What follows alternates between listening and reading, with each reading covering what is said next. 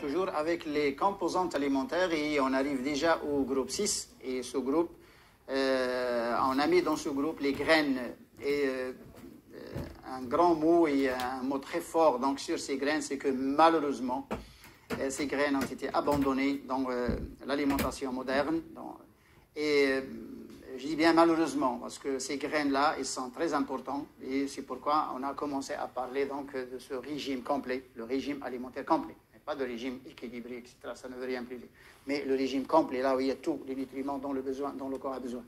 Et ces graines, c'est le lin, c'est le sésame, c'est le nigella, c'est les graines de cresson, c'est la fenugrec, c'est la fenouil, c'est l'anis, c'est le carvi aussi, on le classe avec ces graines, et aussi les graines de coriandre. Là. Et toutes ces graines,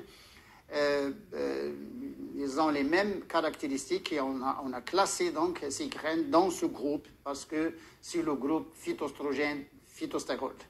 Et d'ailleurs, on ne les consomme pas en grande quantité. On peut même mettre les graines de la courge, les pépins de la courge, et on peut aussi inclure donc les pépins du tournesol, donc les graines de tournesol. Donc on peut aussi les inclure avec parce que c'est un peu la même caractéristique, sauf le tournesol, il a un peu plus de protéines que ces autres graines et on peut en manger une grande quantité. Alors que les autres graines ne sont pas consommées, d'ailleurs c'est une cuillère, une demi-cuillère, on met avec l'alimentation, dans les plats et tout ça, mais on ne les consomme pas en grande quantité. Et ces graines, c'est le groupe phytoestrogène, phytostérol, sont source de phytostérol. Et ces graines, disons, il y a d'autres constituants, il y a d'autres composés, mais vu la quantité donc, consommée, les autres nutriments, ils n'ont pas d'importance. Par exemple, le lin et le sésame, on a le lin, le sésame et aussi le cresson, il y a de l'oméga 3. Il y a le gamma-linoléique, hein, l'oméga 3, mais l'oméga 3, il se trouve à 20% dans la matière grasse, et la matière grasse, il se trouve dans les grains à 20%. Donc, vous avez 20% du 20%. Ça devient rien. Et cette quantité que vous consommez, une demi-cuillère, ça ne vous donne pas une grande quantité d'oméga 3. Donc, ils contiennent de l'oméga 3, mais on ne peut pas les admettre comme source d'oméga 3 dans l'alimentation, parce que la quantité, on n'en consomme pas beaucoup. Les amandes, les noix de cajou, etc., les cacahuètes, oui, ça, on peut les admettre comme source importante d'oméga 3. Pourquoi? Parce qu'on en consomme une grande quantité. On peut consommer jusqu'à 100 grammes d'amandes, de noix, etc. Donc, la quantité qu'on consomme, donc, elle apporte quelques 4-5 grammes d'oméga 3 facilement donc, au corps. Alors que le lin, le sésame et tout ça même s'il contient de l'oméga 3, ce n'est pas une source d'oméga 3. On ne peut pas l'admettre avec les sources d'oméga 3. Enfin, bien qu'il contient quand même une bonne quantité. Ça peut rapporter quelques 200 mg, 500 mg d'oméga 3, hein, pourquoi pas, ça aide un peu. Et les flaxseeds, en anglais, les flaxseeds, hein, le lin, il a une qualité de fibre très importante et il est riche aussi en calcium, comme le sésame. Le sésame, il contient du calcium. Ils sont riches en minéraux, ils sont riches en vitamines, notamment le tocopherol, la vitamine E et tout ça, mais ce n'est pas important comme nutriment parce qu'on n'en consomme pas une grande quantité. Il y a des gens qui parlent de minéraux dans le thé. Et oui, bon, vous avez du potassium dans le thé, mais combien vous consommez? Vous consommez quelques graines dans une théière de 1 litre et puis bon, c'est rien. Donc ce n'est pas. Donc il faut dire les choses bien précisément. Il faut les dire avec d'une manière d'ailleurs un peu plausible. Donc ces graines, c'est surtout les phytostérols et les phytoestrogènes. Pourquoi? Parce que le corps a besoin de ces hormones, mais sous forme de petites quantités. Ça c'est très important. Le corps a besoin d'une grande quantité de protéines et de carbohydrates, de sucre et de gras. Il a besoin d'une grande quantité donc, de minéraux comme le calcium. Il a besoin de 1000 mg par jour, 1 gramme par jour, même plus. Et il a besoin d'une grande quantité de fibres. Grande quantité de fibres. Le corps a besoin de plus de 200 à 300 grammes de fibres par jour. Il y a des gens qui disent 50 grammes, 150, c'est rien du tout. Vous aurez une constipation. Donc il faut dépasser les 200 grammes de fibres par jour. Et même les 400 grammes de fibres, c'est mieux. Et par jour. Besoin encore moins, une quantité moindre d'hormones d'origine végétale. Ce sont les phytoestrogènes et les phytostérols. Il n'a même pas besoin de... C'est comme ça, l'homme a toujours su vivre depuis qu'il a été créé. Ce n'est pas maintenant avec la science qu'on va nous apprendre à vivre. L'homme a toujours été intelligent, était plus intelligent avant que maintenant. Et il a toujours su vivre. Il a toujours, d'ailleurs, il a toujours connu comment les choses-là, ils doivent les prendre, ils doivent les faire dans la vie. Donc là, on ne doit pas quand même attendre un baccalauréat pour apprendre à manger. Et ces graines, d'ailleurs, on les consomme sous forme d'une petite cuillère ou même d'une grande cuillère par jour. C'est bon, la fenugrec, on ne peut pas dépasser une demi-cuillère. Et puis le cresson ne peut pas dépasser une demi-cuillère. Donc c'est très fort, le cresson ne peut pas. Et le lin, le sésame, oui, le sésame est trop consommé en Europe et aussi dans les pays d'Amérique. Les Américains actuellement, ils ont commencé à consommer beaucoup plus de lin, hein, les flaxseeds.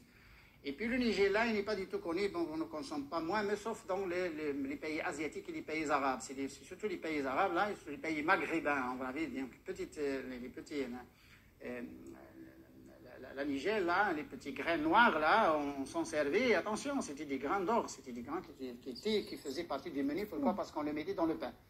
Et on ne connaissait pas un pain dans ces pays du Maghreb. On ne connaissait pas un pain des années 60-70, on ne connaissait pas un pain sans nigella et sans fenouil et sans anis. Fenouil, anis et les grains noirs, hein, le nigella, c'était dans le pain. Donc, on ne connaissait pas un pain sans les grains noirs, sans le nigella.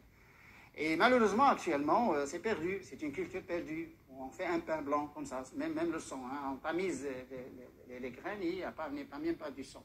Donc, phytoestrogène, phytostérol, cette petite quantité qu'on consomme par jour dans des 6 grammes, elle apporte largement la quantité requise par le corps, à condition qu'il soit consommé par jour, journalier. Et si on oublie, hein, on ignore donc ces graines, c'est qu'il y a quelque chose qui manque à votre corps. Et justement, ceci qui manque dans le régime d'ailleurs occidental, c'est qu'actuellement les femmes, elles ont un chamboulage hormonal, elles ont des ménorrhées, elles ont un cycle austral déphasé, etc. Elles ont des problèmes. Pourquoi? Parce qu'il n'y a pas d'apport de phytoestrogène et de phytochimiques dans le menu. Donc les femmes qui vivent sur les viandes, les fromages, le pain blanc, c'est des femmes qui ont un chamboulage hormonal. Ils ont un problème hormonal. Enfin, il faut pas, on va revenir. On va parler d'ailleurs de la réalité des maladies. Il y a un autre programme qui va s'appeler la réalité des maladies. D'où vient la maladie? Mais sinon, ces graines, ils doivent faire partie du menu, doivent faire partie de l'alimentation humaine et c'est très important comme composante alimentaire. C'est une composante très importante. Donc, tout comme les protéines, comme les sucres, comme les glucides, comme les lipides, et comme les fibres, comme les vitamines, comme les minéraux. Donc c'est une composante importante, qui malheureusement s'oublie, alors que l'espace maghrébin, c'était connu, il est encore connu, hein, pourquoi pas, hein, c'était connu par la consommation de ces graines. Parce que, et même on a un art culinaire, on a une culture, c'est que les graines de cresson, on les mettait avec certaines préparations type, disons, strictement maghrébin, type berkoukch, type herbal, type des souches, des choses comme ça, c'est etc. On mettait du cresson et on mettait ses graines dans ces...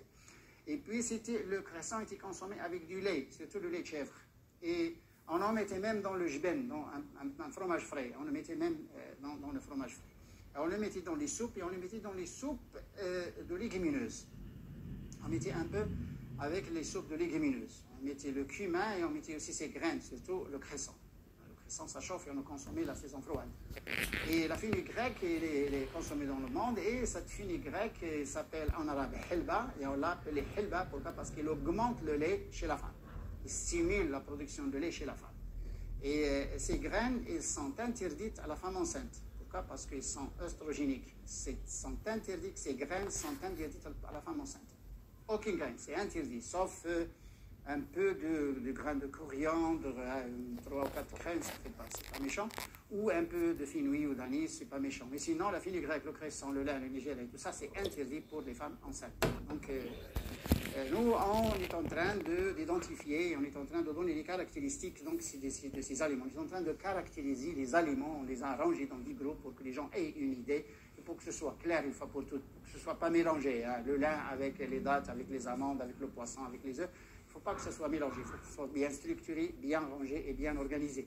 Donc ces graines, donc c'est source de phytoestrogène, phytostérol, et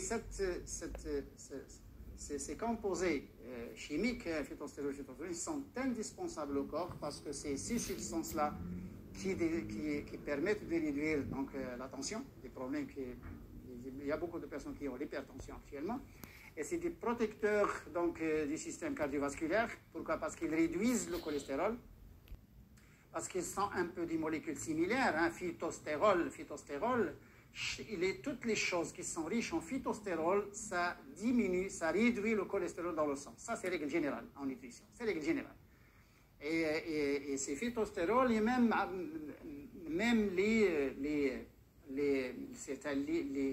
lignée, même les fibres, parce qu'il y a des phytoestrogènes qui ont une nature qui se classe avec les fibres alimentaires, bien sûr.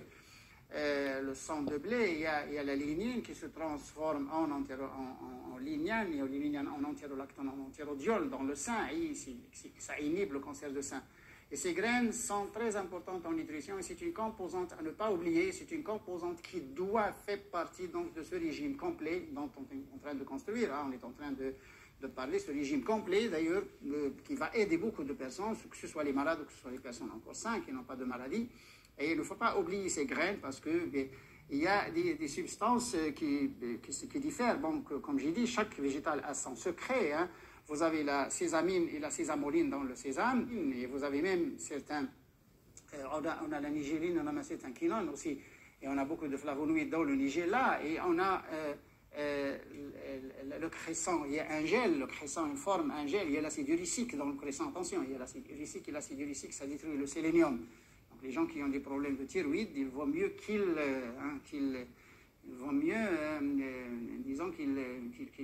ne s'approchent pas du cresson, hein, qu'ils ne mangent pas du cresson. Et le cresson, il a un gel, et c'est ce gel-là, c'est ce mucilage qui permet de nettoyer le gros intestin, donc, parce qu'il colle à des saletés, hein, qui sont dans les villosités, et il les détache donc, les saletés donc, de l'intestin.